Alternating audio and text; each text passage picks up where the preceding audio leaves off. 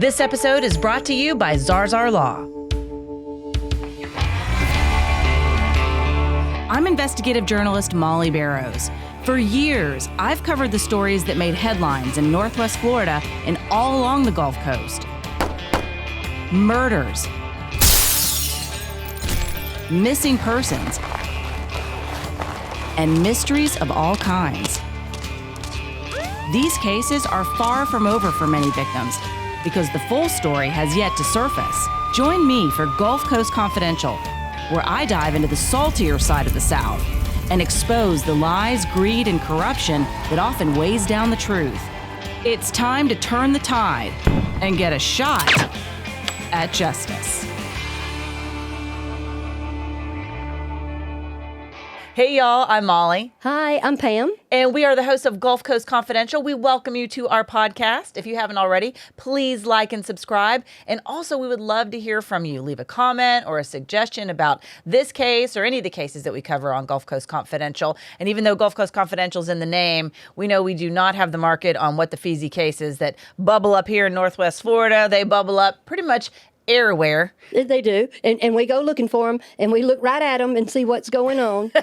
It's exactly what Right. we're doing with this case today. Now, this is even though we do cover a lot of true crime on this episode, this is one that is coming straight from recent headlines as well. I had not really heard of this case before, but you had. Mm-hmm. So today's episode is called Box Like a Girl. Fighter Christy Martin still a champ after being stabbed, shot by her hubby. So this is all based on the movie Christy that has recently come out, starring the beautiful actress Sydney Sweeney. Mm-hmm, mm-hmm. And even though it didn't get the best reviews, I think the story and the message and this piece of art that they made is really very powerful. Oh, yeah. I mean, I love the whole idea that this lady really was coming up at a time when women weren't necessarily accepted as much in boxing. Mm-hmm. So she was ahead of her time in that regard. And then also she was gay. Yeah. And she was fighting this from a family in West Virginia, very conservative. Her mother was not a big fan of the fact that she was homosexual. Mm-hmm. She had a girlfriend that she loved in high school, but pushed all of that aside when she discovered how much she enjoyed boxing, and then ended up being managed by a man who became her husband, and really he became almost her killer. Yeah, her terrorist. Basically, yeah, right. Yeah, I mean, there's a whole lot going on in there. And beautiful Sydney Sweeney, yes. She had to gain like 30 pounds to play Christy. And Christy's not a big girl. She's 5'4", and she fought in that, welterweight, mm-hmm. which is between like a lightweight and a middleweight. And you can't weigh more than 147. Sydney Sweeney could have had some of my 30 pounds extra. Right, mine too. Had I but known. Yeah. But I was like, okay, so if a glamour girl there, how did she gain that 30 pounds? They said, she just snacked, and she's like on Smuckers. That's what got Smuckers right there. Uncrustables, pizza, and she drank protein shakes and Chick-fil-A. I was like, that's my diet. Yeah, I was like, oh man, that's what people eat to gain weight. And I think I'm doing good. I tell you what, I know. We were just talking about this egg roll in a bowl dish that I like, and I'm like, look at me eating healthy once a month, you know? And cooking healthy. Right, look at exactly. that. Right on. Right, cooking healthy. But that sort of reminds me of Bridget Jones, when Renee Zellweger, mm-hmm. was the lead in that, and they talked about how that character, she had to gain about 20 or 30 mm-hmm. pounds for that role, and they said, well, what did you do to gain weight? She goes, everything I deny myself. She's like, I eat milkshakes, all the carbs, all the cheese, all the time. Right. And I'm like, yeah, that is how I eat. Dairy and the carbs there. Right, well, but I'm not a boxer, so I don't get a chance to burn all that off. Well, I mean, and there you go. So whatever. Sydney Sweeney, I'm sorry, but you're welcome. She got to experience the good thing. Only thing missing on there was Krispy Kreme donuts. But anyway, there's another component of it, too, that, people always got to do their people stuff. She basically had done that American Eagle jeans commercial. Mm-hmm. And there she is, as blonde as she can be, as blue-eyed, as porcelain as she can be. And basically she was talking about how genes are passed down from generation to generation. Things like our looks, I guess intelligence, things like that. And then she basically says at the end, my jeans are blue. Well, she's referring to the jeans that she's got on. Of course, the denim. Right, the denim. Anybody could see it either way they want to. It's just like, heaven's sakes, when you're a hammer, everything looks like a nail. Well, we're in just such a volatile state, I feel like, politically, that if there's even just, and I don't think she or American Eagle, I don't think that ad was geared towards dog whistling, towards racism or illusions of the Aryan nation. But I do feel like a lot of people were like, that's what you're alluding to, and this is wrong. And then you have those that like that kind of, you know, suggestion. So it became a political point when that was, I think, never intended. But that's just, we just live in this volatile political environment, I feel like now. Right. Well, we had Brooke Shields with Nothing Gets Between Me and My Calvins or something like that, you know. Yeah, that's a whole nother thing. I think we did talk about her documentary that because she came up as a sex symbol as a child. Talk about creepy, but at the same time, I love me some Brooke Shields. Yeah, I love her too. You know, she's another one that's a great artist. But I do love these women telling stories about women as well. And I feel like I can see why Sydney Sweeney was drawn to this role. So Christy Martin, like we were saying earlier, I had not heard of her, but just a true fighter, as a human being, a fighter in the ring, but she had to fight for her life. Oh, yeah. When she basically survived this attack from her husband. And we'll talk a little bit more about that. But then I think it was like a phoenix rising from the ashes. It gave her a chance to rebuild the life that she really, truly wanted to live and be free to be who she was and not under the restrictions of her parents and what her mother wanted and what her husband/abusive manager wanted. And talk about abuse. I mean, it seems like it was just a matter of time before he was going to react like he did and try to kill her, or the ultimate form of control, because he'd been controlling her so much throughout their years. Oh yeah, together. she referred to him as the puppet master. But we have her, born in 1968, and she's from a small town in West Virginia. And when she loved sports, and her daddy loved that.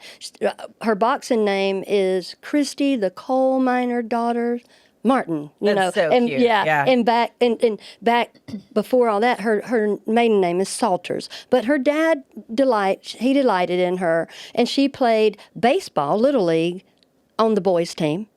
She played basketball in high school, and she was a little point guard. You know, I played point guard. You're not necessarily the one shooting all the time. She shot and got 70 points in one game. So wow. So she's just athletic. Yeah. Oh, yeah. Very and talented. Prowess and very good at it. And that's what she went to college on, was a basketball scholarship in West Virginia. So she basically was like, I'm going to go. She went to this tough man thing, and she said, let me just jump up in there. You know, y'all need women up in here, or girls back by then. She's in her early 20s. And so she gets up in there and fights 3 fights and wins. And she said, when she landed those punches, that was the biggest high in the world. Because keep in mind, she's got all that frustration and anger and can't be her true self. Because when she played basketball in high school, her first love was Sherry Lusk, and she was a few years older than Christy. And so she went away to college, and then Christy went on this other way. So she got in the tough man. That was in 87. Then she boxed, and she was pretty good at it because she would land the punches pretty strong. And in 1989, she went pro. So now there's this buzz all around the boxing world, and guess who gets wind of it? Don King. Wow, yeah. the top boxing promoter of his time. Exactly. And Mike Tyson, you know. So we got Don King that basically is like, I'm going to make you pro. So she marries Jim Martin in 1991. And then, he was one of the first to identify her talent, right? Before she became on anyone's radar. I think she was, it was just like she was popping in, trying to learn how to do boxing. And he's like, I think you've got a little bit of eye for talent. But it seems to me like he just glommed on to her from the moment that they met. He did. He hated women being in there. He didn't want her in there. Somebody had told her, he was from Bristol, Tennessee, and she's from West Virginia. They had sent her over there and said, I got somebody I want you to meet since you're going to play, do this. It's not playing. It's like boxing. Since you're going to box. A guy that's trained a lot of people. Well, she always carried her little Pomeranian around with her. Even when she was young, the dog was always with her. So she and her mother and her little Pomeranian go into the gym, and she goes, hey, I was sent here. Where's the dressing room? Crickets. Nobody paid any attention to her. So basically, Jim, he turned around and thought, they done sent me this girl up in here. So he tells the men boxers, when she gets up in here, break her ribs and get her out of here. So... A lovely soul. Exactly, yeah. Because he didn't want women up here. Keep in mind, this is like the 80s and early 90s. And I mean, I played sports back in the 70s. And it was obvious, it was the boy stuff. We're just kind of coming in a little bit. And that's why I identify with part of this story is because I remember us being the first at stuff and not having the uniforms, just having like a jersey and some bell-bottom jeans and tennis shoes. And we could practice. We didn't practice when the lights were on. That was for the boys. But then you look at your coach there, and your coach is the one that's going, I'm opening the door for these girls. And my coach, his name is Obie Evans. I'll always love him. And Mr. Tate, you just look at those men, because like my dad lived 250 miles away, but they were helping us. We were a bunch of loudmouth, silly girls running around, but we had talent. But he would go into the rooms first and hold the door open for us. That's a big Literally difference. and figuratively. Exactly. And we ended up in the World Series for the state of Alabama. George Wallace gave us the big flag, the biggest flag to take out there ever. Yes. I got to carry it because I was the leadoff batter. So, I mean, like, it's exciting when you get into stuff like this and you're kind of the first in there. So there she was with all this, and Jim Martin looking around. Well, some of those undercards and those other boxers, they start boxing with her and go, wait, this girl can hit me kind of hard. So, but then that's when the people, Christy had a talent. She kind of had a foul mouth. She'd call anybody an MF-er in a minute. And that's what she ends I would up imagine calling you him. have to be tough like that in that whole environment, because there is a lot of crap talking, right? Oh, definitely. And that part of the deal yeah. with just sports in general. I mean, I feel like it's just that way in any profession to a certain extent if you're just trying to establish dominance in a field. But like for sure, sports, it seems like it's just, Well, pretty heavy. I guess it gets different when like, you can knock me down and you can beat me, but you can't kill me. She said, you can knock me down, you can beat me, but you can't kill me, MF-er. Wow. That's different. And her husband was like, well, now wait a minute here. It was to him. That's who she's saying. After he did his thing. Yeah. Golly. Periodically, because like he would sneak around sometime and punch her every now and then, but disguises it. That was abuse there. Well, and then the sex tapes I thought was pretty wild. So, yeah. I mean, it was just, and the movie does a good job, I think, of portraying that and building it up and introducing us to this fiery, strong personality, out to take on the world, loves women, loves her girlfriend, if you will, but is being drawn away from what her natural inclinations are by her mother's religious beliefs and this, that, and the other. And then here she is, got this outlet to be a boxer and really fight for what she wants to do, which is literally physically fight. But in some ways, she's almost like, having to squash down the emotional part of her life. So I can see that, she would end up falling under a guy like that's control. Right. Well, because everything was just, she liked boxing because there were rules. And she liked boxing because she could land a punch and that would help her feel better. Well, in 1991, this is before Don King, she was doing pretty good in her professional career. She's fought 59 fights, and she's won 49 of them, and that'll be important later. And she's only lost 7, and she had a draw on 3. So her record's pretty darn good, Layla Ali's record, she's fought 24 fights and she's won all of them, So, I mean, just half as much as Christy, but still won them all. But so in 1991, one of her matches, she got excited. Everybody's excited. She's kind of like, knocking people around. Well, she kisses Jim in the aftermath of winning. Just excited. Yeah. And I don't think it was anything like that. But the old Jim and her, they went on down to the Kmart or Walmart and got 2 rings and got married. Because I think she might have thought, well, this will take that pressure off me. Of course. I don't have to worry about that. Because when she first came in the gym, she had short hair, and I don't think she had on a lot of makeup. And she's cute. She's a cute girl. Just wasn't her jam. Yeah, right. And so he said, you look better with long hair. You look prettier. You're going to wear pink. So here's where and she's in pink today, they forced all that pink, the makeup, the lipstick, the talk. Even when she would be, before a match, she would be, how they call it, trash talking or talking to the other boxers. Well, she would be saying some homophobic stuff to them. Yes. And then, because Jim was telling her to say that. And she said, don't you realize I'm going to keep fooling around doing this? Somebody from my past is fixing to hop up and talk about me. Call me a hypocrite, right? So, Well, she ended up basically trash talking the woman that she would end up marrying. Yeah, she did. And that was Lisa Holowin. I think that's how you say her name. Yeah, and she basically told her good luck and be effed, basically. And she's like, what's wrong with you? But they taught her that. It's excessive. And I was about to say, that also reminds me of I remember, this certainly dates me, but I remember Jimmy Swaggart back in the day when he would do those televised preaching things. I remember eventually he got busted with the prostitute in the hotel room and whatnot. But I would say several months, my mom used to like to listen to some of those preaching programs.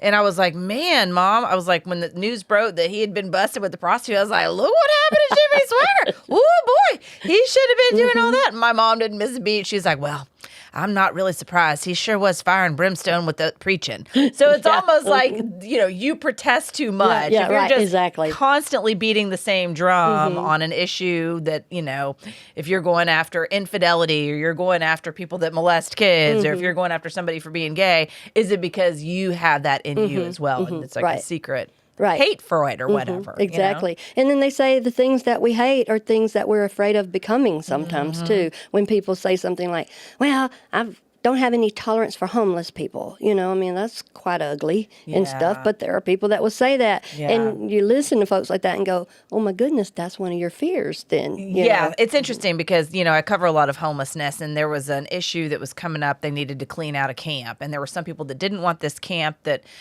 had been there for a long time. They wanted it to stay because of how expensive housing was. And these people basically created their own camping community. But it was on private property and laws were about to be passed in the state of Florida that were going to make that illegal, essentially, for a variety of reasons. But at any rate, so people were getting up to speak on the issue, both for and against. And this one couple that lived nearby, well-to-do, I think one of them was a doctor, one of them was an engineer, so they do well, and that's fantastic. We want people to do well in this world. But basically, this woman got up there and she said, why should we have to carry the burden from people who have failed in society? And that's exactly how I felt. And I was like, it is absolutely true that if you are homeless, there's a good chance that some probably poor decisions had been made. But at the same time, we don't know where they came from. We don't know if they ever had a chance to make any better decisions, really. But I thought that was an interesting take. She's like, so my thought immediately was, so you've never failed.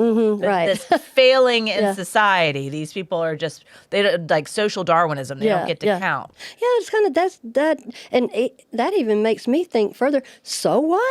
If they made the bad decisions and stuff. I mean, you got to love on people. I mean, if we're standing there going, unless you're brilliant, top of the line, pegged it out all day, every day, there is no grace for you. I mean, there but for the grace of God go I. All of us are one decision away from our lives being a different way. I was thinking about that today. It's like, you're the person you are today because of the sum total of the way things have been. So if you change one thing, then you're not this person. You may love being this person right now, or you may not. I don't know. I got to thinking real deep. But I mean, that upsets me when people say that, because that is where empathy comes from. It's seeing things in very black and white. Okay, because you failed, I don't have to care. This is not my problem anymore. Right. Well, the fact that you'll say that even upsets me more. I know. I'm like, please, do you not recognize how horrible that sounds? Well, I'll tell you where you failed in life was like empathy and having some daggone sense. You know what? In the F? I know. Kind of crazy lady. I know. Well, before we get back into the Christy Martin story, I do want to take a moment to thank our advertiser, Joe Zarzar of Zarzar Law, personal injury attorney based here in Pensacola, but he handles cases throughout Alabama and Florida. A lot of high-profile cases, whether it's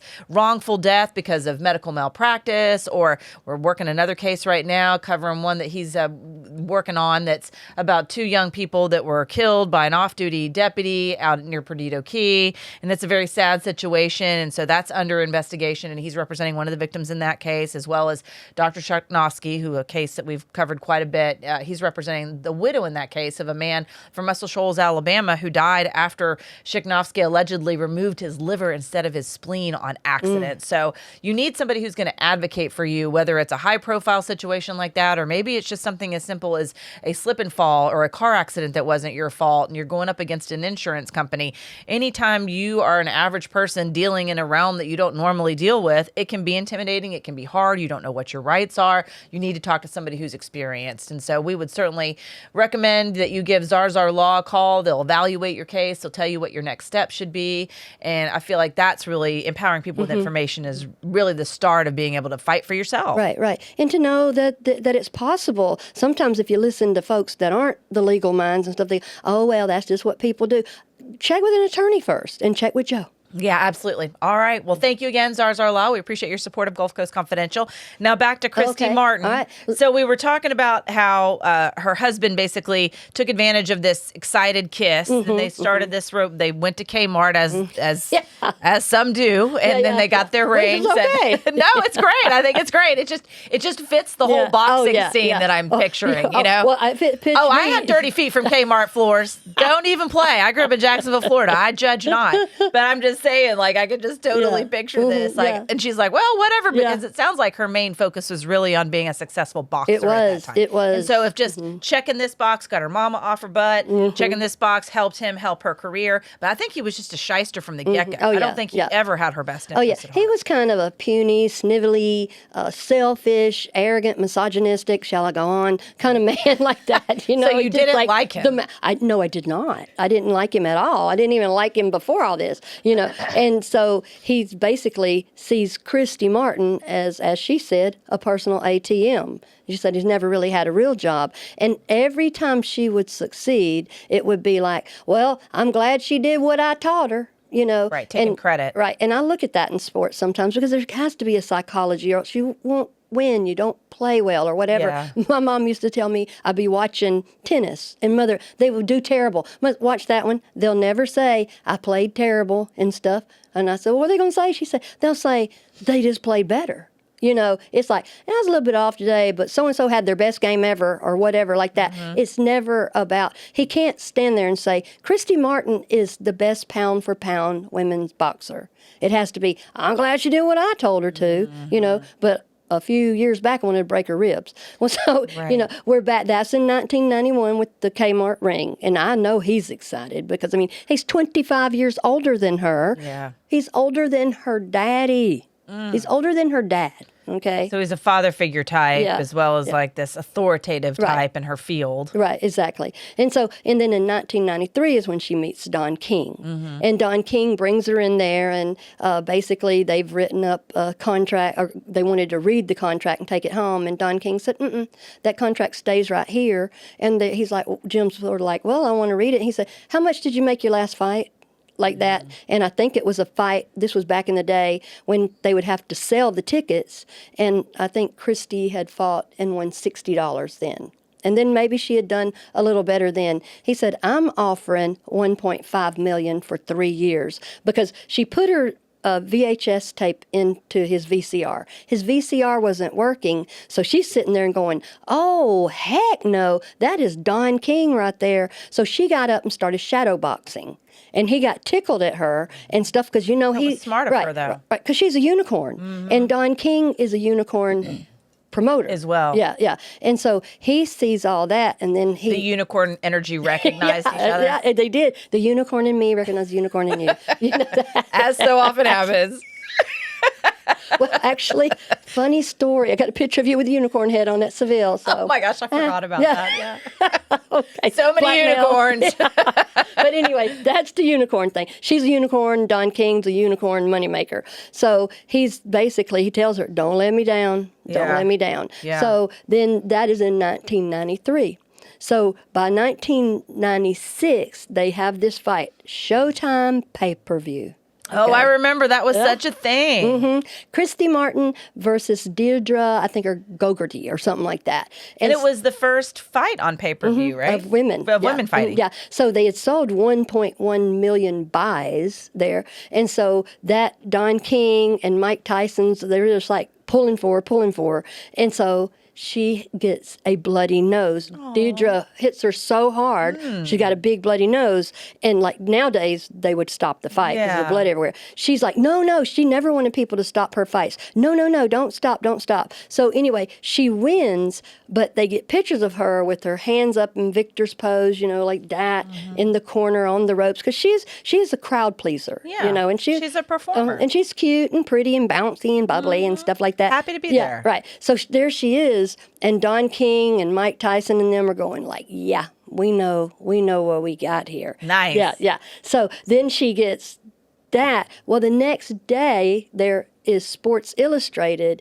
They have her on the cover of Sports Illustrated because of that. Not the very next day, but right after that, because people are saying that was the most lucrative bloody nose in history. Wow. Because it got her turned onto Sports Illustrated, where everybody knew who Christy Martin was. Right. She was a headline now. She was the story. Right. And they still had to keep her to the girly girl, though. They wanted the pink. That's when they dressed her in pink, when Jim said, you look better with longer hair.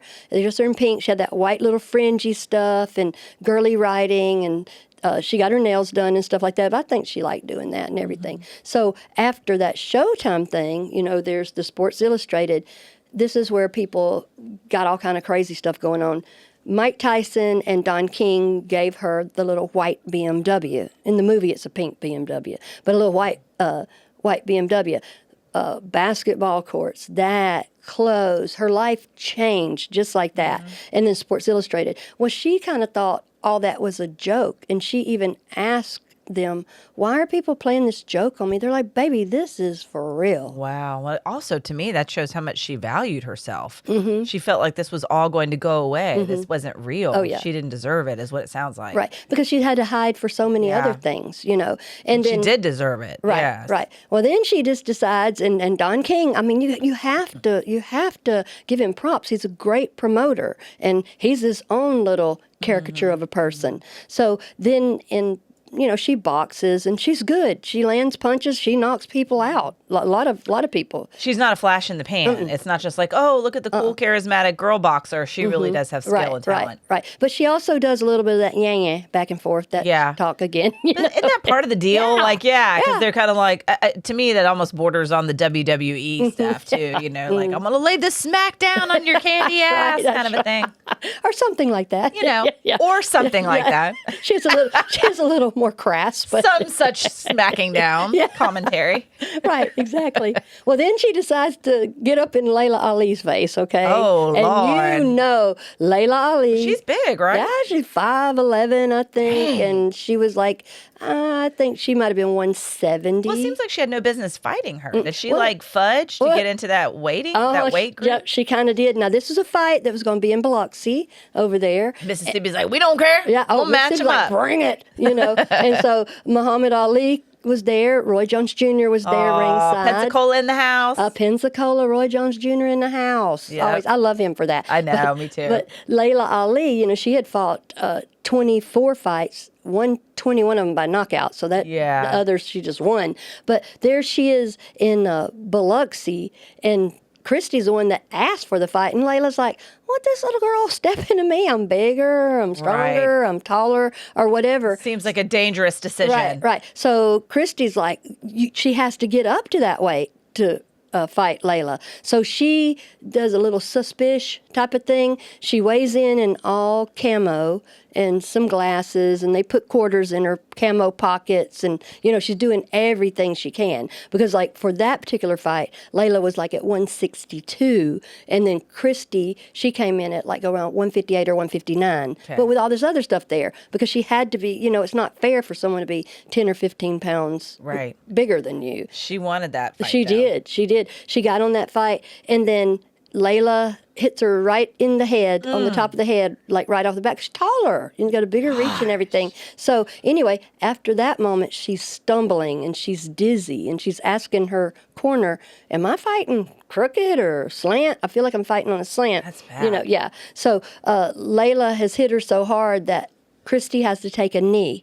And she said, if I have to tell you the worst 10 seconds of my whole life, it was taking that knee there. Because she got mad at Jim, because he's her manager, boxing trainer and stuff, he could have called. It would have been a little better for her as a boxer if he would have said, hey, I want to stop the fight. Absolutely, yeah. But he wasn't he wants to punish No, her. no. So she lost that fight by a TKO, a technical knockout. And that, that stayed with her the whole time. Right, because she's a winner. Yeah, yeah. And she didn't she just beat Deirdre Gogarty from Ireland. She was, a contender too.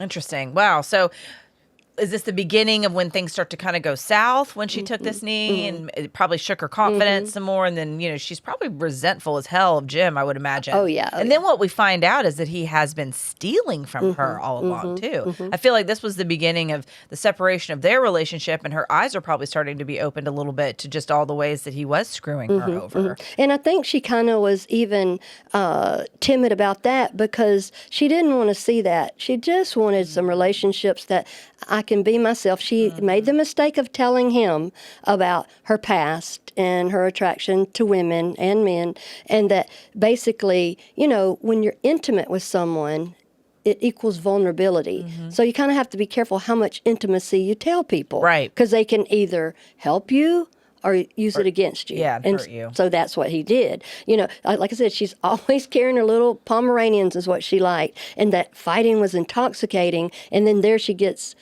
basically TKO by Layla Ali. But Layla Ali, she was gracious about it because she even told this story. She said, people think I hopped up one day and said, oh, my dad's Muhammad Ali, float like a butterfly, sting like a bee, the prettiest face ever, and I liked all that about him too. But she's like, nope, I saw Christy Martin and Deirdre Gogarty fighting, and I said, I want to do that. Wow, that's awesome. That is a big class homage. act. Yes, oh yeah. And Layla, she is a class act. She's her net worth is about $11 million right now, not all from boxing, because, she's so gorgeous, she can do any kind of product. That's awesome. Type of thing. But, it gets you in the ring and gets you going there. So in about 2007, Jim brings home some cocaine from the gym. He just happens to say, one of the boxers said, he said, you told me you want me to quit cocaine, so here it is. So he brought it home, put it on the table, and Christy said she let it sit there for a few days, but she's still in this slump and feeling down from the worst 10 seconds of her life, getting a TKO from Layla Ali. Right, so they start using coke, and then that becomes a problem for both of them. Right. She uses coke all the time. She uses it when she's feeling bad, when she does the heavy bag, when she's tired. And Jim, he would always get it for her because keep in mind, boxers have gloves on their hands.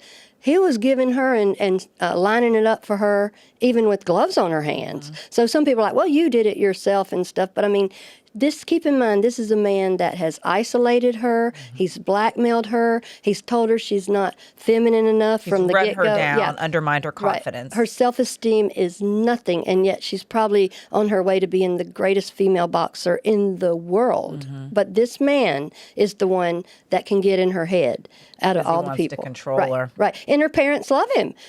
Her parents, basically, they knew he's 25 years older than her, and they knew that's like having a boss 24 hours a day programming your brain that you're only as good as I say you are. Right. Well, that's corporate America for you, for sure. Corporate America, isn't it? Yeah, yeah. So, all right. Well, so during this time, this is when the sex tapes and stuff, Jim has this kind of perversion of he wants her to have, I can't even believe I'm saying this, but this is weird stuff, a strap-on type of thing. Oh, man, Jim. Jim messed up. Up in the ring himself, wanting to get a little crazy, a little nasty.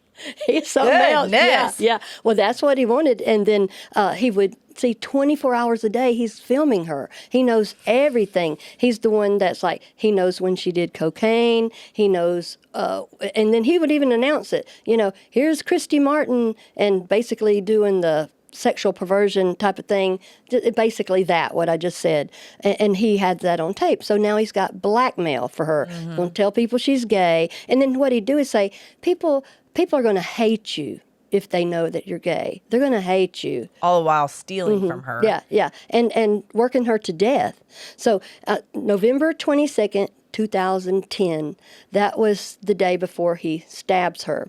Well, because she's coming to realize that he's using her, right? Like she's making motions or saying things like, I'm going to leave. This is over. Oh, yeah. And things like, here's a contract. I'll pay for all this stuff. Just go. Get away from me. Let me get away from you. So she's reached a point. Yeah. She's like, I got to get my life back on track. I can't be lost in drugs anymore. I do want to make this career work. I don't care if my parents do love you. We have too many problems. I'm ready to grow. Right. And the parents love him. The dad's kind of, I don't think the dad's as much as like the mom loves Jim, not because he's good to Christy, because he's He checks him. a box. Right. He's a him and not a her. Well, on November 22nd, she had, months before this, she had been on Facebook with her high school sweetheart, that love. And they just kind of popped up on each other's, you might know this person. So her name is Sherry Lusk. And so she had a yellow Corvette and she had her white BMW. So she liked all the good things in life. For And she her, had 'em. yeah. I'm like, right on, sister. And so in her yellow Vette, she goes to visit Sherry Lusk in Daytona. Well, while she's there, Jim is stalking her, and he's basically calling her going, I see you. I see how you greeted her. And basically, I'm going to kill you. If you leave me, I'll kill you. That was the thing he would tell her all the time. And then finally, on this particular, when she went to see Sherry, she told her, you do what you have to do. So I guess he took that as the gauntlet being thrown down. So He wasn't going to be told no. no, and he had gone out, pre-established and I guess pre-telling people, she's a lesbian, she's leaving me for a woman and blah, blah, blah. And then they said, well, he's kind of suicidal and we feel sorry for him. Sure, of course. Yeah, of course, it's how he told Manipulative the story. victim crap. Exactly. Yeah, Jim's a victim. You'll see that all through this. He thinks he's the victim. Well, she's there, and then she decides, nope, I'm going back home to Apopka. That's where they lived. And she went back to Apopka, and she walked in the house. She was mad. And that's Florida for those of y'all who aren't Apopka, familiar. Florida. Yeah, because she and Jim had a gym there, right? Yeah. Well, that's where she trained Yes. there. And so she comes in, and he goes, I want to talk to you. Like that. She said, I have a headache. My head's killing me. I'm going to go lay down. We'll talk when I get up. Well, the whole time when she's going in there to go lay down, he's sharpening a knife. If someone's sharpening a knife and I'm fixing to go lay down, I'm fixing to lock my door. You better believe it. Did she see him sharpening? She heard it. She heard it. Yikes. And so she tries to sleep or tries to rest to get her headache over with. So she sits up to put her shoes on. Well, that's when he comes in and said, I said we need to talk. So he has like a buck knife. It's bigger than this thing here. I don't know how to hold that where people see it on the camera. But like that. And Pam's holding up a knife for those who are knife, listening. like a big long pocket knife. And he just decides that he's going to stab her. He stabs her 4 times in her torso. The last of those is in her breast. While she's trying to kick and fight him, he ends up slicing her calf. But before all this, he beat her head into the bedstand. And she said, basically, you are not going to kill me. Here's her word again, mother effer. And I think that's what always gave her that to go type of thing. Well, while they're struggling, head beat against the bedstand, stabs her 4 times there. So basically, he slits his own hand, so he has to go into the kitchen to tend to his hand. And she's laying there. She's almost dying. She's begging him to call 911. And she said, I love you. I really loved you. All the, joking, whatever, telling him. Yeah, anything. She's trying to live. Yeah, just trying to do that. And then he goes to get her gun. She has a pink, I think it's a 9mm gun. He comes back and he shoots her. It's 4 inches away from her heart. So there she is laying there, and she decides, this ain't working, me trying to ask him to help me. So she just plays dead. And so he gets in the shower, and she hears the shower. Cutting that calf muscle was almost like cutting a Achilles tendon. She's having to kind of limp out. The word that I read when I was reading up on the case was flayed. Yeah, He flayed her calf. I even looked up the word flayed again because I was like, God, that only comes up in like medieval history class. You know what I mean? yeah. Somebody gets flayed, you're like, that's torture. Yeah, it literally does something to me to think about that with like the Achilles and the back of your calf God and stuff. bless. And she's stabbed. She's beaten. She's shot. You'll see a picture of her. flayed. Yeah, she's flayed. And so she gets up. He's starting to take a shower because he's cut his hand there. And, of course, he said that was... bless his heart. Yeah, protecting himself from her. That's how that happened. What a a liar. defensive wound. So she gets up. She grabs the keys, and she gets out to the car. Like I told you, there's the BMW and the Corvette. She gets out there and goes, crap, it's the wrong keys to the one that she could get out with. So she's like, I'm not dying. This MFer is not killing me. So she gets out into the street. First person passes her up. They're probably like, what the hell? Yeah. But Is that Christy Martin? Yeah, right. Are bleeding and Right. scary and everything. Well, the next guy, I don't know his name. I've looked for it, but I'm sure it'll pop up. I've heard her say it before. Seemed like she said Cole or something like that, but I don't want to say that be wrong. But he gets her, he just looks and calls 911, gets her in the back of her car. She literally is saying, I'm sorry, I'm bleeding all over your car. And he's like, look, we'll just get you to the hospital. Wow, a good person. My Lord. And they did save her. Oh, yeah. Thankfully, none of that was fatal.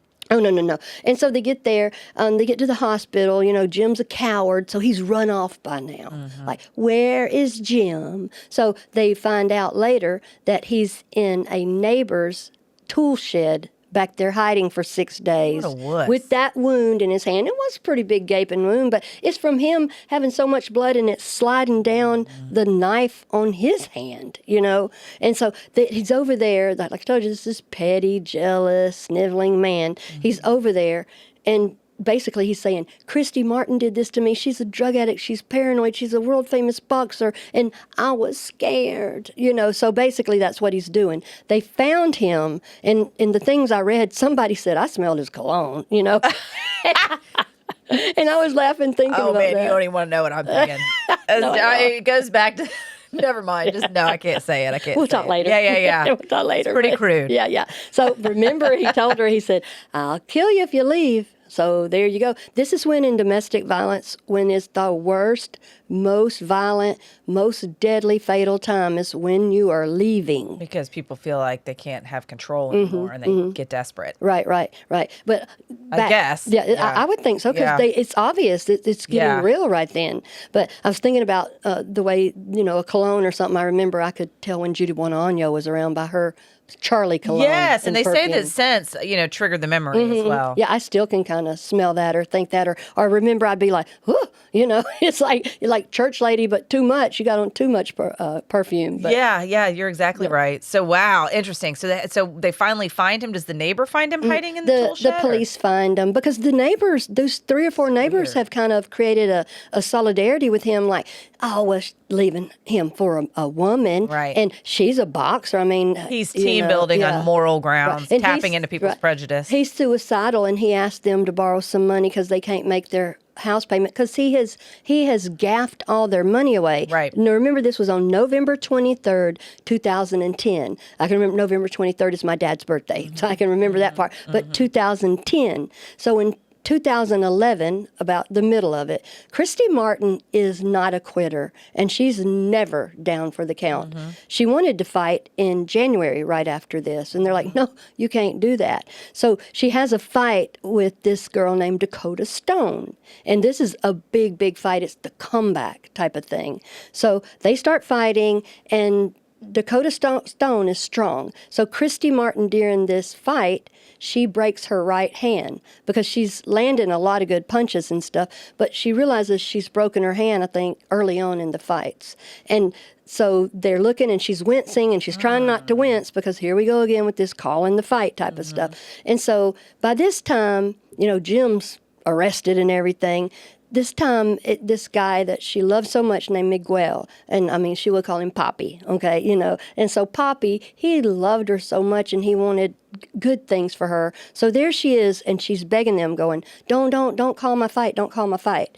And so they eventually have to, I think it's in the 4th round, have to call her fight because during one of the rounds, she forgot. Right, she forgot, and she landed the punch because she's trained to follow up with that. So they call that she only had 48 seconds left. If she could have just stood on her feet, I think it was the 6th round. If she could have just stood on her feet, even ran from the girl, that would have been her 50th win. Wow. She wanted that 50th win. But what she had to teach herself and learn, my 50th win was getting up off that floor in my own bedroom and getting out and getting to the hospital and being right here today. Right, to live and live the life she wanted to live. Right, exactly. And then, so she's begging. She's the comeback. And so she's a crowd pleaser. Everybody loves her and stuff. So we got that going on. That's in 2011. Then 2012 is the court case with old Jimbo. Right. And thankfully, he didn't get away with this stuff. Like, he ended up getting sentenced to 25 years in prison, I believe. Right. The puppet master. And he threw all that in there. She was on cocaine. She's a prize fighter. She's paranoid. I have her own sex tape. Yeah, I got sex tape. Her mama loves me, and weaponized her. That's nothing to brag about. No, weaponized her gayness and stuff. And so when she's sitting there, all this stuff Christy had been afraid of, all the hate and stuff, basically, she's sitting there, and at some point, she realizes, I am overwhelmed by how underwhelmed everybody else on the planet Earth is, And even Mike Tyson, he basically, when Mike Tyson goes, meh, what the heck? Who cares? About her being gay. Yeah, about anything, Yeah. So, if Mike Tyson says that and it's so underwhelming, I think that's what helped her just keep going. Yeah, well, I'm glad she did. And it sounds like she's really built a good life with herself, with her new love. Yeah. And they both keep it moving and just share their story out there in the public, which I guess is why the movie was made, was based on a book she wrote about her experiences. Right. And basically, she's been inducted and elected into all these boxing halls of fame and the first woman to, and this, that, and the other. So basically, they said she helped to take women's boxing from a novelty to mainstream. Think about that. And they say most successful and most well-known, I think, is Christy Martin. That's wonderful, because it does take a star in a lot of these sports to make it famous. I remember Tiger Woods coming on the scene, and all of a sudden golf was cool again, or whatever it may be. Young guys playing golf. Yeah. And then Christy started this Christy's Champs, and that's to help survivors of domestic violence and their families. And then what I want us to remember is basically like, she basically would confront Jim. And these are not nice sentences, but this is what she said, basically, him. She basically, after the court, when she was walking right to him to leave the courtroom, she said, I hope you rot in hell, you mother. Effer. Yeah, that's what she said. And basically, and during the testimony, she looked right at him and she kept having to say, Jim, look at me. Jim, look at me. Which, for some reason, that sounded funny to me. It's like he's 25 years older, but he's sitting up there trying to ignore her and minimize her and act like she's not there. Still doing it. Still from the defendant's table, trying to run the room and make her feel less than. But she confronted him, and this is anybody that watches court TV, you're going to think I'm just talking from court TV right now. She said, you shot me with my own gun, basically point blank. But guess what, MFer? I survived. I walked out. That's awesome. That is awesome. Maybe not so much the MFer and stuff, but whatever. Well, whatever. Yeah. That was on her heart, and he can't really say she's wrong. Right. But it makes you wonder, like, what does someone, what is the self-talk we have to have? Is like, I program myself sometimes if I start thinking kind of negative or being afraid and stuff. I'm like, God sees me, or I've done everything that I know to prepare for this, but that's the devil getting between our ears, trying to make us feel believing a lie. Yeah, right. That's exactly right. Well, I'm so happy that she survived, and I hated that it came to that he had to try to kill her for her to be able to rebuild, like I said earlier, like a phoenix rising from the ashes. But what a beautiful story, because I do think lots of people, and certainly women, get in situations and relationships where maybe it's gotten worse, gradually worse. So you didn't walk in thinking you're with somebody who's going to undermine you and undermine your self-esteem and hold you back in life and take advantage, because that's what he did. Right. She was a success. She had the talent. She was the money earner, and he just wanted to pretend like he was the one that was taking credit for it all, and then keep her under control by keeping her feeling bad about herself. Right. And so I'm just so proud that she not only survived his attempted murder attack on her, but that she rebuilt her whole life and said, and let my life be a beacon to the rest of you. Don't listen to the lies that other people or even your own self tell you. Be on your own side. Right. And as accomplished as she is, and with this new movie out, I went to see the movie and I liked it. A lot of people may not, but I like the story of it, that she is the underdog and she survived and she came out. She's beat up somewhat from it and stuff, but she learned from it. But also, it also shows us how much power we give away to another person. Yes. And how they do the flim flam ram or the fraganackle BS in the beginning, because in the beginning he was kind of hateful to her anyway, but we try to give people a second chance, or go, he's helping me, or I didn't really see it like that and stuff, or she's helping me type of thing. And I just think about that with him being 25 years older and hopefully wiser. He just basically did not mind using her up till he had no more use for her, till he just said, fine. Right. And was such a liar that he had her own family and their neighbors believing that he was justified in being a wannabe killer. Oh, yeah, because he said all the stuff that he thought Christy did. Even if what he was saying was true, even if she was a coke addict or a sex addict with these tapes that he manipulated or gay or whatever, all these things, none of that makes it justified what he was doing. No. None of that justifies him trying to kill her. Still a person. It doesn't matter. Right. We all come with all kind of warts and bruises and Baggage, things and things that we think and do, just like we were talking about with homelessness. Do you really think someone goes, yeah, I'm getting up today to make my life as hard as I can, Right. one of the basic needs of life, which is having a home and food. Yeah, I'm going to try to mess that up. Yeah, I know. It is. You're right, though.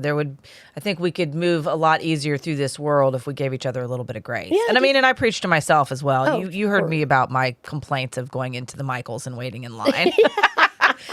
Jesus was not proud of me, I will say. Forgiveness. There's always forgiveness. But there is a lot of room to cut people some slack, even if you don't agree with their lifestyle or how they live or whatever the case may be. You know, like you said there, but for the grace of God, there go all of us. Right. And just leave people alone. I mean, heaven's sakes, the worst thing, to me, judging someone is the furthest thing from love you can do. Because, or you have to be like me. I only like you when you're like me. Or I only like you when you think like me. Why can't we be different? Why can't people think differently? We don't have to agree on one single thing on this planet Earth to be kind to each other. That's right. Awesome. Well, Pam, thank you so much for sharing this story with us. That's pretty fascinating. It's a big old story, isn't it? And I'm happy for Christy Martin, and hopefully she will be an inspiration and continue to be to other people trying to live their own life and fight for the life that they want. So anyway. She is. And we thank you so much to our listeners and those watching on the Gulf Coast Confidential YouTube channel. That is it for Box Like a Girl. Fighter Christy Martin still a champ after stabbed, shot by hubby. I'm your host, writer, and producer, Molly Barrows, with co-host and researcher Pam Hill. And a big thanks, as always, to our director, editor, and production engineer, James Roy. Remember, you can check out more episodes wherever you listen to your favorite podcast. You can also watch on our YouTube channel. Just don't forget to like and subscribe, y'all, and we'll see you next time.